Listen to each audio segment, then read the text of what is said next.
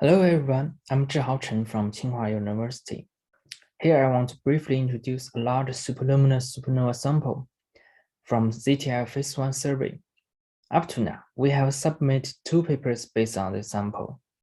The first paper is about data release and some basic measurements of lightcurve properties. The second one is on lightcurve modeling and detailed analysis. First, I want to introduce some basic information of this sample.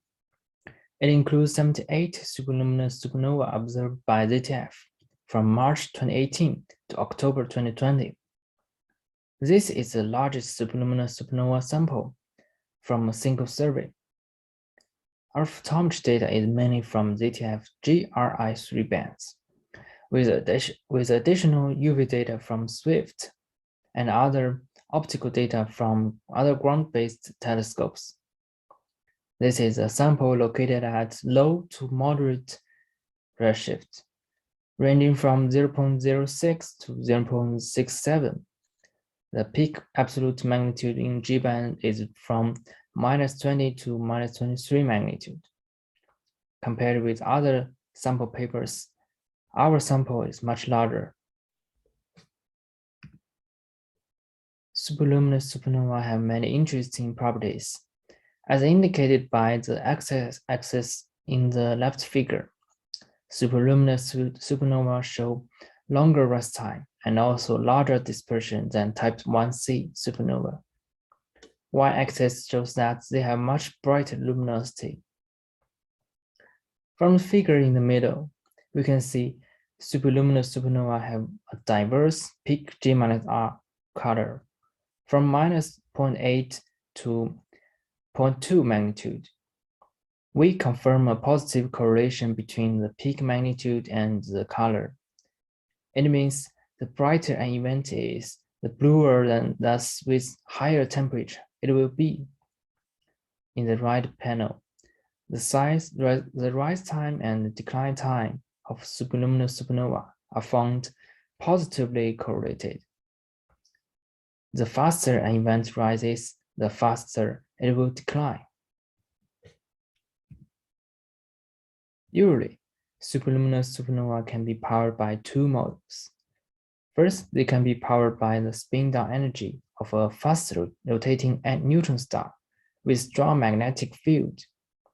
Second, they can also be powered by the interaction between ejecta and the circumstellar medium. We apply both models on our light curves. However, we find 67% can be equally well fit by both models, and only 13 and 20% clearly favor one of them.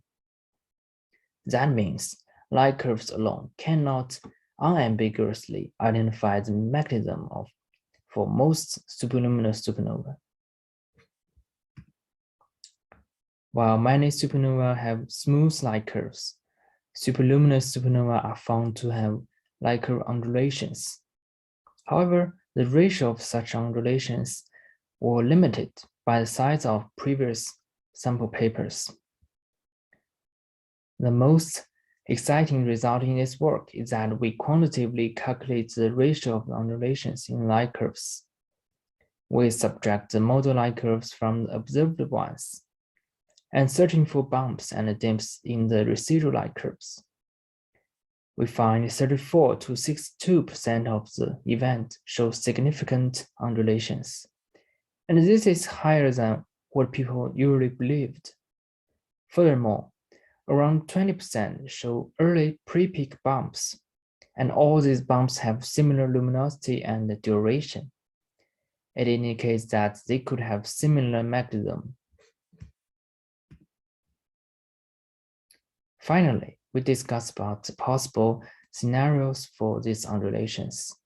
The first one is an additional interaction model, and the second one is the temporal variation of the central engine.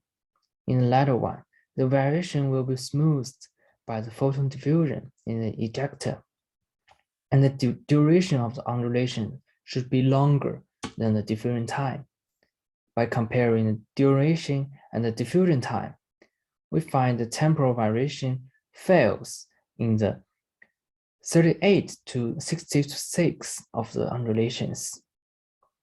Meanwhile, the interaction model can explain all of the undulations. We also find the G-R color turns bluer during the bumps.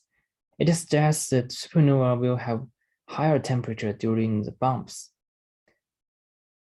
It can be explained in both models. So we cannot clearly rule out one scenario now, but these facts will shed some light on the understanding of the undulations.